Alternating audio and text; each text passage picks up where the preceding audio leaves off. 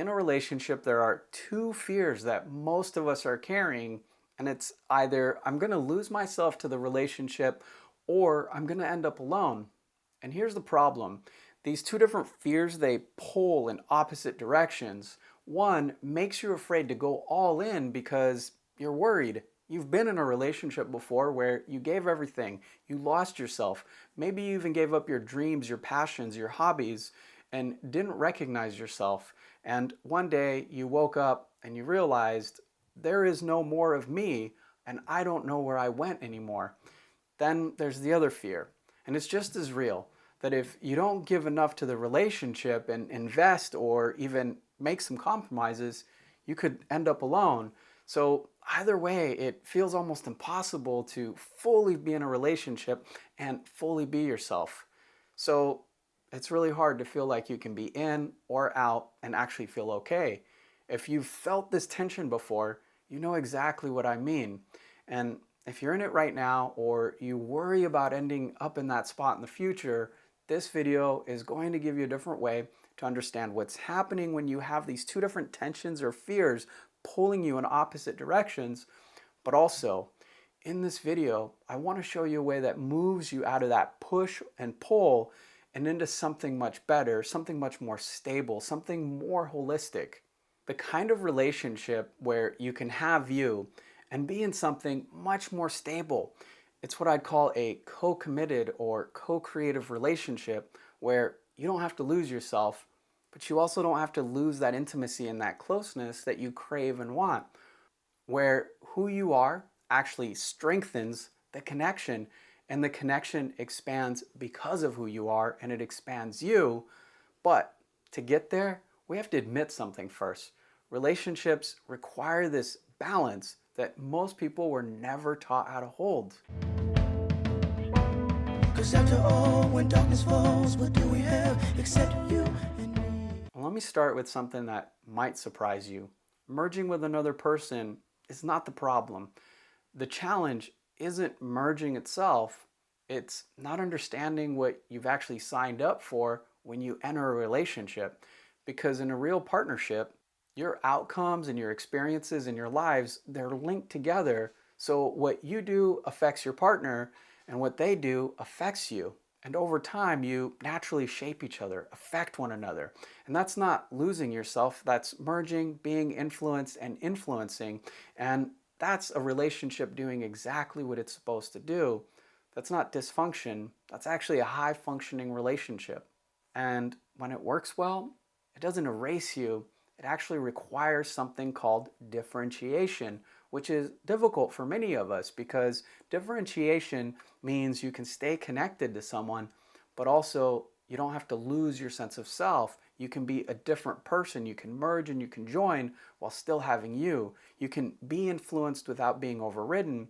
And underneath all of this, there are two human drives that are always in tension with each other. That tension is joining somebody and being influenced by them, but also the need for individuation, to be yourself, to be distinct, to have your own identity, thoughts, and feelings, and to know where these lines merge in a healthy way and when they don't. That need for attachment, to belong, to be with somebody, to be connected, and to not be alone, that's another need of us that is critical. Developmental psychologists call this the individuation-attachment tension, and it shows up at every stage of life, from toddlerhood to adult partnership. And here's the reality.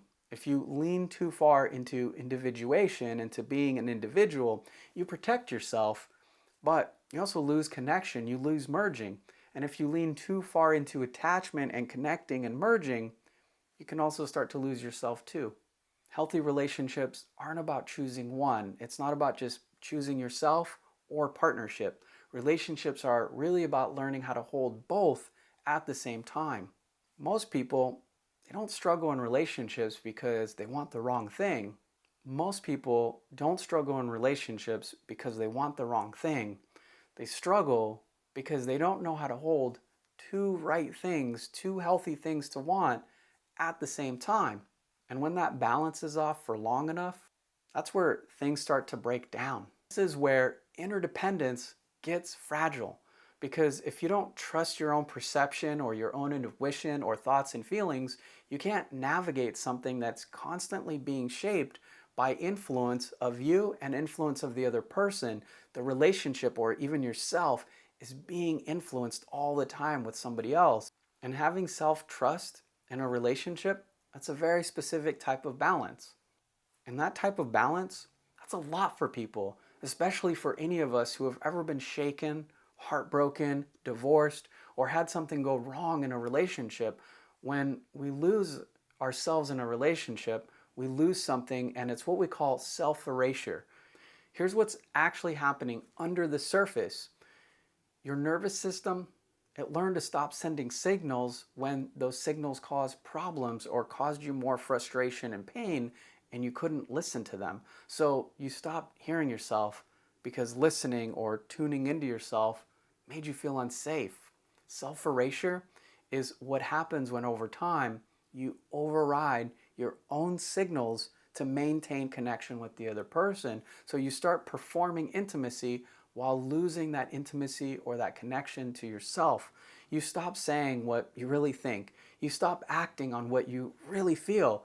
You adjust and you accommodate and you minimize yourself. And the relationship, it might still look intact from the outside. You and your partner might look okay to everyone else peering in, but internally, you know that you're disappearing until one day you wake up, you look up, and you realize you're not just disconnected from the relationship and this other person, you're disconnected from the most important relationship you could ever have, and that's the one with yourself. And for a lot of us, that realization, it's brutal and it's painful and it's disorientating because it's not just this relationship isn't working, it's I haven't been honoring myself. I've been living outside my own values and I don't even know what I want anymore. I don't know who I am and I don't know what happened to my dreams, hopes, fantasies, dreams, and ideas. And when that happens, you lose your ability to locate or find yourself inside the relationship because you've been overriding yourself for so long that you don't even know where you belong or who you are anymore. So now you're constantly asking, is this real or am I overreacting? Is this person available or am I projecting? Is this connection real? Is it safe? Or am I making it up? And it's really hard to answer these questions because you've lost that intimacy with the other person, but more importantly, you lost it with yourself.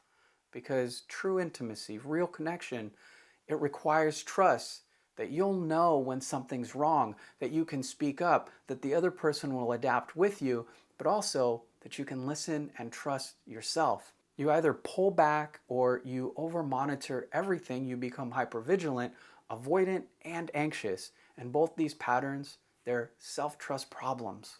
This dynamic or anxiety or pressure or frustration or unawareness of how to join a relationship makes you struggle to know how to be steady in a partnership. And so now you have this idea that you must hold boundaries if you're ever in a relationship again. And you must be strong and you must hold yourself and you must not let the other person push you. But here's the challenge with that. There's a difference between a psychological boundary and a defensive wall, and sometimes boundaries, they kind of sound like a psychological mechanism to keep the person at bay, or it's that fear inside you that if you don't have enough of a boundary, then you don't know where you start and you begin. But it can become a wall, or it can become something that helps you. In the clinical literature, this is sometimes called contact boundary, the place where you end and another person begins.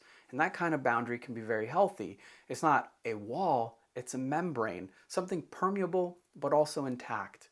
A healthy boundary keeps you connected to yourself while also in contact with someone else.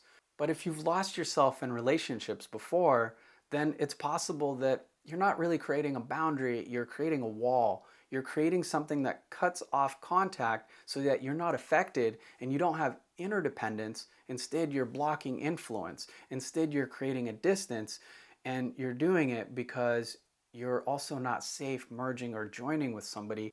One of our fears when we're merging with somebody is to have codependency. So let's talk about that because codependency is oftentimes misunderstood. Codependence is not a personality flaw. It's what happens when interdependence turns into something negative. The term codependence comes out of addiction family systems work. It was created by B.D. Cruz. What the research on codependency has shown is that anywhere emotional safety was unpredictable, codependency was there, where one person's stability depended on managing the other, where somebody else's mood or happiness or sadness became your responsibility, and so you lost yourself, where instead of mutual influence, you had emotional codependency, where somebody had to take care of someone else's emotions, thoughts, feelings, and experience. And over time, when we lose ourselves in this kind of way, we start outsourcing our emotional stability, and we watch for the mood and how somebody is acting or behaving to tell us what we should be doing or feeling. And so their distance tells us our value. Their approval tells us whether we're okay or not okay. And that's codependence in a nutshell. And in turn, you start giving up your hobbies, interests, and control over to this other person. Sadly, most of us learned codependency early on, in homes where emotions weren't stable, in relationships where love was always conditional. And if you grew up in a home like this, then you adapted and you learned to track. You learned to become hypervigilant, to manage and to adjust yourself to make sure that everything was okay, that everything was good enough, or that you were good enough based on the approval or the attention or the mood of the other person. And then it followed you. It followed you into the rest of your life, and you lost your internal compass. So other people, they became the compass. And now you're not really in a relationship. You're inside of a tracking system, and the system tells you, I must be vigilant and on alert for what other people or what my partner or other relationships are doing to tell me before I choose, speak up, or decide, or even feel my emotions. And that forces you to lose yourself. That is the cost of losing self-trust. So then, how do we get self-trust back so that we can enter a healthy relationship, but have ourselves and be in partnership? Because ultimately, that is the goal. To rebuild that sense of trusting your own internal compass, we first must separate sensations from stories. If you feel something, pause, pay attention to it, feel it. Or as we say in coaching, tension means pay attention.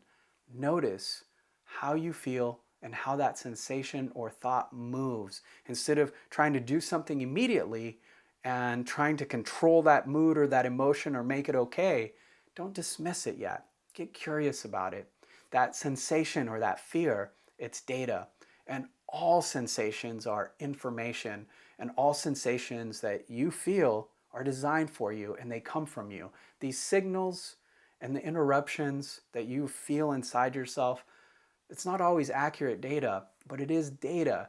And you won't know what it is until you can pause, you can feel, and you can notice. And then the second thing that you can start doing is start making small moments of honoring yourself where your behavior actually matches what you're feeling inside. If you feel tired, rest. If you feel off, name it. If you feel the pull towards connection, then you can reach. If you feel the pull to pull away, listen to it and see what it's telling you. And each time that you pause this way, you're making a small deposit. You're creating a track record of trust, and you're learning how to trust yourself.